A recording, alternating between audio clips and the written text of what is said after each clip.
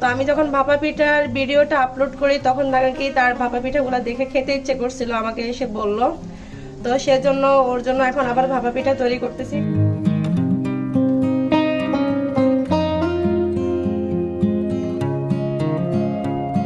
আপনি যদি এই মাখানোটা ঠিকঠাক ভাবে মাখান তাহলে অনেকক্ষণ ধরে সময় নিয়ে আর আলাদা করে মশলা কষাতে হবে না। আগে একটু ঝোল দিয়ে ট্রাই করি, দেখি গ্রেভির টেস্টটা কেমন হলো। বিসমিল্লাহ।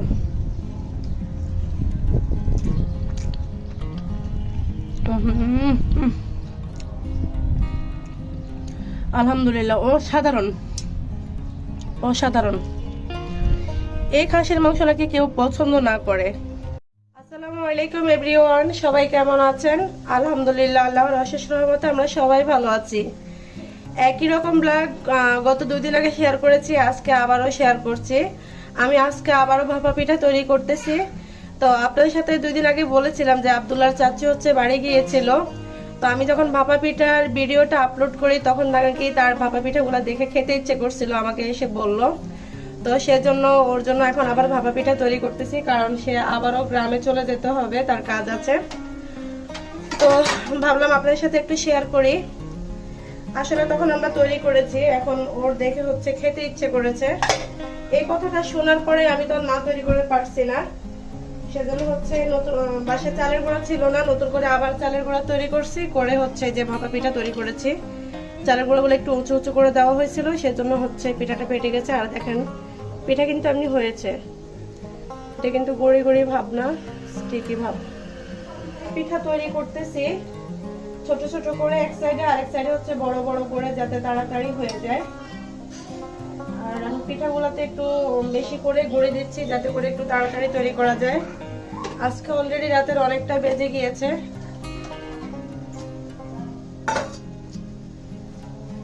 তো এই তো এখানে হচ্ছে বড় পিঠাটা তৈরি করছিলাম, হয়ে গেছে। এটা একটু পরে নামাবো।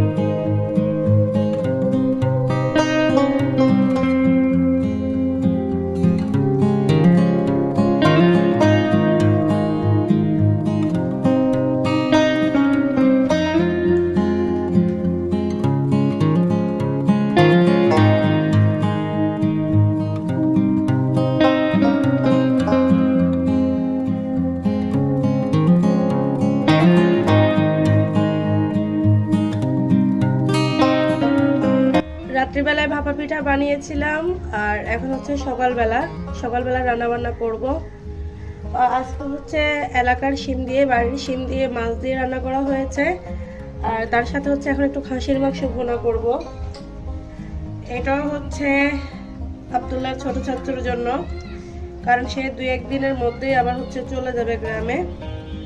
সেজন্য ভাবলাম ওর পছন্দের খাবারগুলো ওকে তো একটু তৈরি করে রান্না করে খাওয়াই আর কি। এখন আমি খাসির মাংস রান্না করে নিব। তো এখন হচ্ছে পেঁয়াজ কুচি দিয়ে দিচ্ছি। আমি হাতে মাখিয়ে ইদানিং মাংসগুলো রান্না করি, আপনাদের সাথে বারবার শেয়ার করেছি। রসুন বাটা, জিরা বাটা, বাটা মশলার স্বাদ কিন্তু আলাদা, তাই না? আমরা যতই পাউডার মশলা খাই না কেন, যত সুন্দর করে রান্না করি না কেন, বাটা মশলার মতো স্বাদ কখনো হয় না। আগের একটু আদা বাটা ছিল, সেটা দিয়ে দিয়েছি, আর নতুন করে আদা বেটে নিয়েছি, সেখান থেকে একটু দিচ্ছি। ব্যাস, বাটা মশলা দেওয়া শেষ। এবার হচ্ছে গুঁড়া মশলাগুলো দিয়ে দেব। আমি একটু অসুস্থ গত 2-1 দিন ধরে, তাই হচ্ছে ভয়েসটা একটু অন্যরকম শোনা যাচ্ছে, প্লিজ ডোন্ট মাইন্ড। লাল মরিচের গুঁড়া,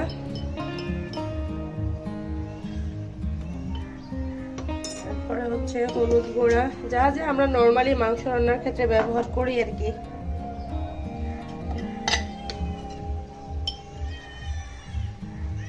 হলুদ গুঁড়া,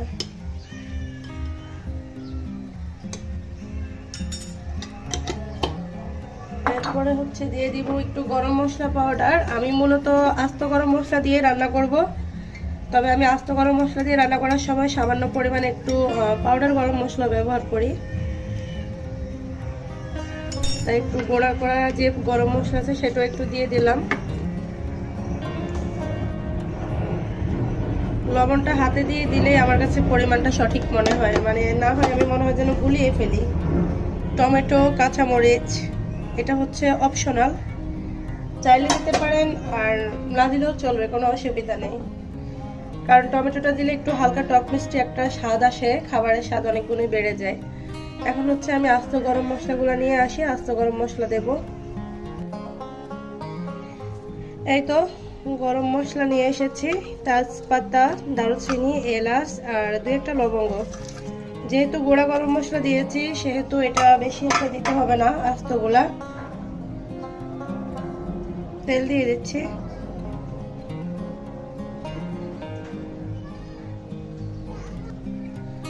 এখন সবকিছুকে একটু সুন্দর করে হাতের সাহায্যে মাখিয়ে নেব। আপনি যদি এই মাখানোটা ঠিকঠাক ভাবে মাখান তাহলে অনেকক্ষণ ধরে সময় নিয়ে আর আলাদা করে মশলা কষাতে হবে না। এই মাখানোর উপরে কিন্তু স্বাদের জাদু আছে, আমার কাছে মনে হয় আর কি। আমি সব মশলাকে এখন একসাথে হাতের সাহায্যে মাংসগুলোর সাথে সুন্দর করে একটু মাখিয়ে নেব, তারপরে হচ্ছে আমি রান্না শুরু করব।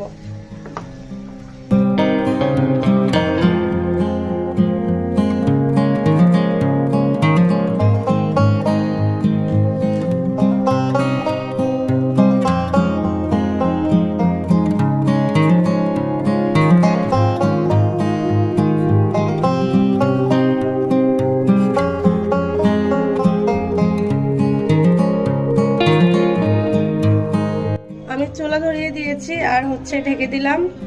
আর এখন কিছুক্ষণ রান্না করার পরে হচ্ছে এটা থেকে যথেষ্ট ঝোলের পানি ছাড়বে। প্রায় 10 মিনিট রান্না করলে দেখবেন ঝোলের পানি দিয়ে একদম অনেকটুকু ঝোলের পানি বের হয়ে গিয়েছে। আর ওটা দিয়ে হচ্ছে আমি চুলার আঁচটাকে কমিয়ে কষিয়ে কষিয়ে রান্না করব। তো ঠিক আছে, 10 থেকে 15 মিনিট পরে আবারও ফিরে আসছি। এই তো দেখেন খাসির মাংসটা থেকে কিন্তু যথেষ্ট পরিমাণে ঝোলের পানি বের হয়ে গেছে। এখন আমি এটাকে ঢেকে দিব, আর ঢেকে দিয়ে এই যে ঝোলটা আছে এই ঝোলটা দিয়ে হচ্ছে আমি রান্নাটা কমপ্লিট করব। কিছুক্ষণ পরে নাড়াচাড়া করে দিলে হচ্ছে এটা করে যাবে, সেদ্ধ হয়ে যাবে। তবে চুলার আঁচটা একদম আস্তে রাখতে হবে। যদি জোরে চুলার আঁচ দিয়ে দেন তাহলে কিন্তু ঝোলের পানিটা শুকিয়ে যাবে আর হচ্ছে প্রপারলি সেদ্ধ হবে না।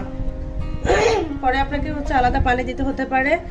আর আপনারা যদি আলু দিয়ে রান্না করতে চান সেক্ষেত্রে কিন্তু আলাদা একটু ঝোলের পানি লাগবে, আপনারা একটু গরম পানি অ্যাড করতে পারেন। তো আমি এখন হচ্ছে এটাকে ভুনা করব, সেজন্য আমি এখন ঝোলের পানিটাকে মোটামুটি শুকিয়ে নেব। তো এখন হচ্ছে ঝোলের পানিটা যতক্ষণ না পর্যন্ত শুকিয়ে যায় আর মাংসটা সেদ্ধ হয়ে যায় সে পর্যন্ত একটু অপেক্ষা করি। আমার খাসির মাংসগুলা কষানো হয়ে গেছে, দেখতে পাচ্ছেন একদম তেলটা আলাদা হয়ে গেছে। এইভাবে আর যদি 10 মিনিট রান্না করি তাহলে কিন্তু মাংসটা সেদ্ধ হয়ে যাবে, যদি আমি এটাকে ভুনা করতে চাই। তো আমার এখন হঠাৎ করে আবার সিদ্ধান্ত চেঞ্জ হলো, আপনাদের ভাইয়া হচ্ছে মাংসের সাথে একটু আলু না হলে খেতে চায় না, সেজন্য ভাবলাম একটু আলু কেটে দিই আপনাদের ভাইয়ার কথা ভেবে। আমার কিন্তু আলু দেওয়ার আজকে ইচ্ছে ছিল না, তো একটু আলু কেটে দিচ্ছি। আর আলু যেহেতু দিচ্ছি এখন সামান্য পরিমাণে একটু ঝোলের পানি ব্যবহার করতে হবে। আর আমি হচ্ছে গরম পানি বসিয়ে দিয়েছি ঝোলের পানির জন্য। গরম পানি হতে হতে এদিকে হচ্ছে আলুটাও এই মাংসের সাথে কিছুক্ষণ কষিয়ে নিই, তারপরে সামান্য পরিমাণে পানি অ্যাড করে দেব।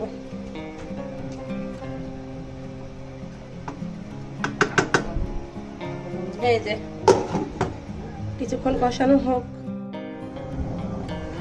হ্যাঁ, তো আলুটাও কিছুক্ষণ কষিয়ে নিয়েছি আর এখন হচ্ছে ঝোলের পানি অ্যাড করে দিচ্ছি। বেশি দিব না, অল্প পরিমাণে দিব, আর এটা দিয়েই হচ্ছে আমার রান্না করা হয়ে যাবে।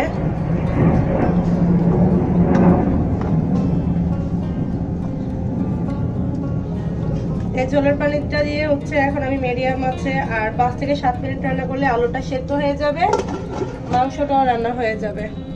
তো ঠিক আছে, রান্না বান্নার পরে আবারও ফিরে আসছি। এই তো আমার রান্না করা শেষ, এখন গরম গরম খেতে চলে এসেছি। তো এখন হচ্ছে আপনাদের সামনে একটু খাবো, খাওয়ার সময় ভাবলাম আপনাদের সাথে একটু শেয়ার করি রান্না করার পরে। তো রান্না করা শেষ, একদম গরম গরম নিয়ে এসেছি। সবার আগে একটু ঝোল দিয়ে ট্রাই করি, দেখি গ্রেভির টেস্টটা কেমন হলো। বিসমিল্লাহ।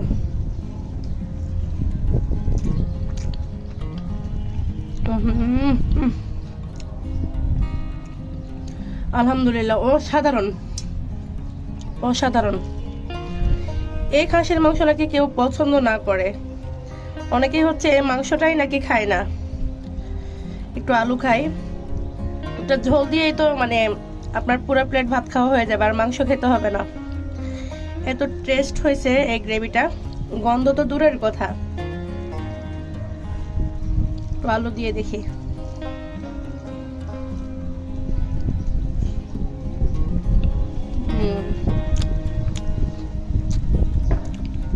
অনেক মজা। মাংসটা আসলে অনেক গরম, আমি একটু ছেড়ে দেখাই। একদম সফট হয়ে গেছে। একটু মাংস খাই।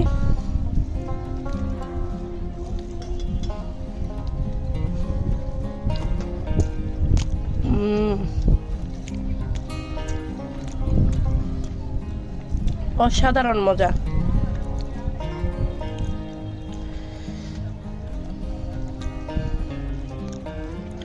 অনেক গরম, হাত পুড়ে যাচ্ছে। এবার মাংস, আলু আর একটু ঝোল একসাথে করে খাই। আমি একটু মাখো মাখো ঝোল রেখেছি।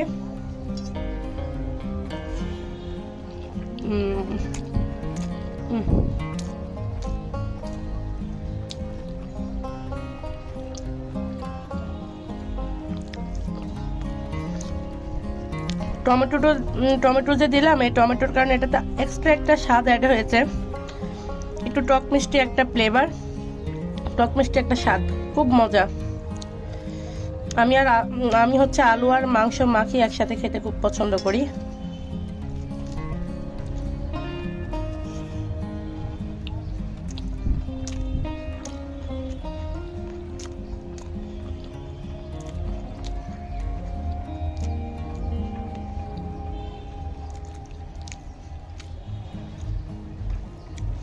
তো ঠিক আছে, আমি এখন খাওয়া দাওয়াটা শেষ করি আর আজকের মতো বিদায় নিয়ে নিচ্ছি। ইনশাল্লাহ নতুন আরো একটা ব্লগে সবার সাথে আবার দেখা হয়ে যাবে।